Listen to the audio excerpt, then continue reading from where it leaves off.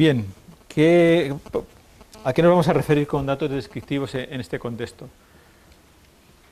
Nos vamos a referir sobre todo a características que generalmente se expresan de modo textual, o sea, no se pueden solucionar con una lista controlada en general, y que se refiere no ya a los datos de presencia, a la información del tipo de esta especie está en este sitio en este momento, como son los ejemplares de las colecciones, o son observaciones, o son citas bibliográficas de distribución, sino a aquellas características que dependen más de la especie.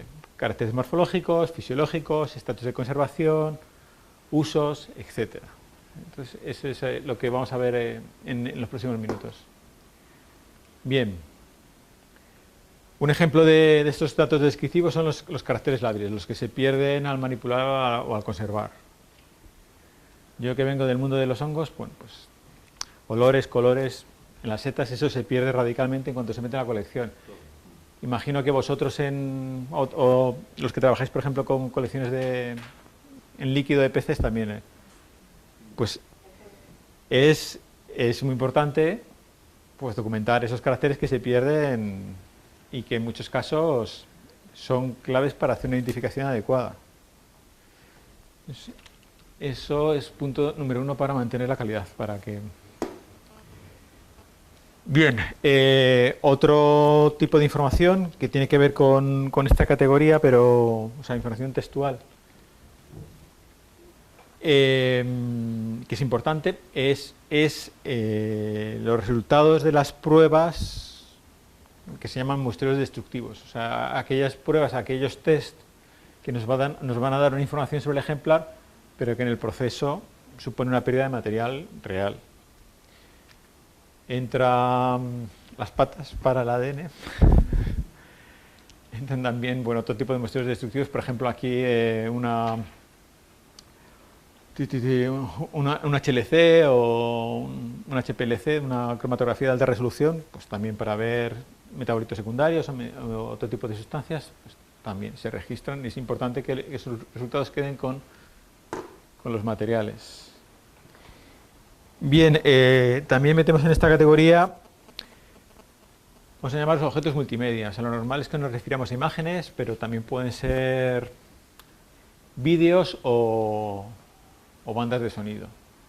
Y que también en muchos contextos son claves para que ese ejemplar tenga un valor científico, para que se pueda volver a estudiar, para que se puedan volver a sacar conclusiones sobre su identidad. Bueno, este es un ejemplo de la colección de otolitos del Instituto de Ciencias del Mar.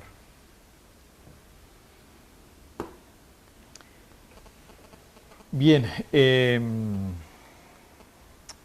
sobre la información descriptiva, y que a veces también se registra, como estamos viendo, en ejemplares. La primera recomendación es que si no hay un sistema completo y coherente de estandarización, registrar los datos tal cual. Aquí el caso típico es en botánica se llama hábitat, a veces se llama ecología, pues es donde aparece el bicho o la planta. Pues lo mejor, ahí encontramos de todo, o sea, desde el tipo de suelo, la exposición de la pendiente, el sustrato si es ácido calizo, el ecosistema, el paisaje. Entonces, bueno, pues antes de tratar si no tenemos un sistema coherente, lo mejor es tal cual está. Si está en alemán, en alemán. Pero o sea, ¿cuál es la idea de fondo? La idea de fondo es que lo peor que podemos hacer es estandarizar a medias. O sea, ponemos la información original o tenemos un sistema bueno de normalización. Decimos, no, mira, aquí en este campo vamos a meter el hábitat donde estaba la planta, donde estaba la página según Corine o según la base de datos de la Agencia Europea de Medio Ambiente para Hábitats. Bien. Otra aproximación a los datos descriptivos. En general, la información descriptiva es muy específica del grupo taxonómico que tenemos a mano. Eso supone que es muy difícil crear una base de datos que se adapte a todas las múltiples opciones que habría que introducir para tratar, pues, lo mismo pájaros que insectos, etc. Entonces, Una aproximación a ese tema es almacenar esa información en un sistema que se llama objeto valor o atributo valor. Entonces tú defines tu atributo y a ese atributo defines tus valores. Entonces, por ejemplo, la envergadura del ala. En ornitología puede tener su interés, pues tú defines tu atributo, que es envergadura del ala y la medida. Y bueno, pues esto es una pantalla que utiliza ese sistema. De manera que entonces tú, en vez de crear una base de datos con tu campo, que es envergadura de ala, creas una base de datos con una tabla con dos campos. Un campo, el atributo, y otro campo, el valor de ese atributo. Me haría falta un tercer campo para referir esa información en ejemplar, pero vamos, esa es la idea. No sé si la siguiente diapositiva abunda más en el tema. Bueno, ligeramente. O sea, tenemos los atributos. Este es un esquema de una base de datos relacional, cómo podría manejarse. Aquí meteremos nuestros atributos, si es sexo, edad, envergadura, etc. Aquí el tipo de atributo, si es un texto, si es una lista controlada, si es un valor numérico. Definiríamos a qué se aplica, ornitología, entomología, ictiología, etc. Aquí tendríamos nuestros valores, por supuesto la disciplina, y tendríamos otra tabla para conectar ese atributo con ese valor a un ejemplar. Es una manera de formalizar ese problema. Antes de Pliny and Core. Existe voy a decir en taxonomía, una iniciativa que ya tiene varias décadas de existencia que se llama DELTA, es Description Language for Taxonomy. Y esta iniciativa lo que trata es de proporcionar un esquema para formalizar este tipo de información. DELTA fue la criatura de un científico australiano, se llama David Dalwich, que ya se ha jubilado, y esa iniciativa ha sido retomada, quiero decir, todos los trabajos de David Dalwich, por otra iniciativa que se llama Atlas of Living Australia. Entonces, si buscáis Atlas of Living Australia Open Delta y os interesan estos temas de cómo formalizar la información descriptiva, ahí podéis encontrar toda la información, aunque esto daría para un taller completo, pero por lo menos daros esta información. Y Open Delta lo que hace es estructurar la información en un esquema muy parecido al que he indicado, o sea, definiendo tus atributos y tus valores, y con esa información Open Delta te permite hacer claves de identificación tradicionales, dicotómicas como las de toda la vida. Multiclaves para programas informáticos. Esto es, en vez de tú empiezas dices, yo tengo aquí un ejemplar incompleto, tengo el tamaño de las hojas, empiezo mi identificación por el tamaño de las hojas. Me permite hacer matrices de estados para atributos, con lo cual se pueden hacer luego agrupamientos y calcular distancias, etcétera.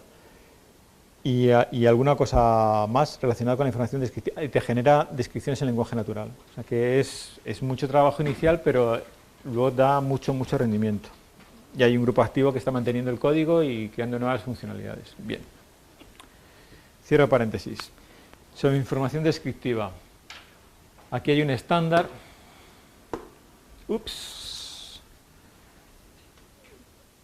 Que se lleva trabajando desde hace tiempo, quiere decir, para un grupo sobre todo centrado en Latinoamérica y en España, que involucra INVI de Costa Rica, Universidad de Granada, Instituto Humboldt de Colombia, la CONAVIO de México, Universidad de Sao Paulo, básicamente para crear un esquema, un estándar, para manejar esta información. Información que luego va a aparecer o puede aparecer en multitud de formatos. En fichas de especies, guías de campo, catálogos de especies protegidas, etc. Y que, por cierto, el Ministerio del Ambiente de Chile sigue y adopta.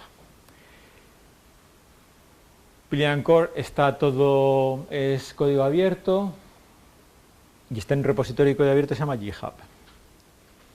Algo vamos a ver luego en algún apartado más del taller, pero básicamente con Pliny and Core podemos registrar todos esos tipos de información que hablamos hace un momento. Descripción, ciclo de vida, significación ecológica, estatus de conservación, amenazas, programas de manejo. Todo lo que os puede ocurrir sobre una especie, sea puramente taxonómico y descriptivo o no, lo maneja Plin&Core. Y en el contexto español, decir que el Magrama también lo ha adaptado como su formato de intercambio estándar. Plin&Core tiene dos niveles, tiene el modelo abstracto, y esto es general para casi todos los estándares modernos, y tiene perfiles de aplicación. Esto no voy a entrar mucho más, pero básicamente sobre los modelos abstractos tú puedes definir tu propio subestándar para manejarte con la información que te interesa. Y en las páginas del GitHub que hemos visto, pues se pueden ver algunos ejemplos de Colombia, de México y de España, de perfiles de aplicación. En su nivel más abstracto, Plin&Core, como otros muchos estándares, pues es básicamente una lista de términos. Y Plin&Core tiene alrededor de casi 200. Para tratar información del tipo que veis ahí. Nomenclatura y clasificación, descripciones sensu estricto, dentro de historia natural, ciclo de vida, reproducción, interacciones, nutrición, dispersión, comportamiento, aspectos migratorios, envuelta ecológica, etc. Temas relacionados con invasividad, hábitats de distribución, demografía y amenazas, usos, gestión y conservación, y datos accesorios, referencias, imágenes, multimedia, etc. O sea, trata de tenerlo todo, y como todo no se puede tener, por eso hacen falta los perfiles de aplicación. Pero vamos, contaros que esta es la aproximación más formalizada al tema de la información descriptiva. Y paro aquí, y no sé si tenéis preguntas o cuestiones sobre estos temas.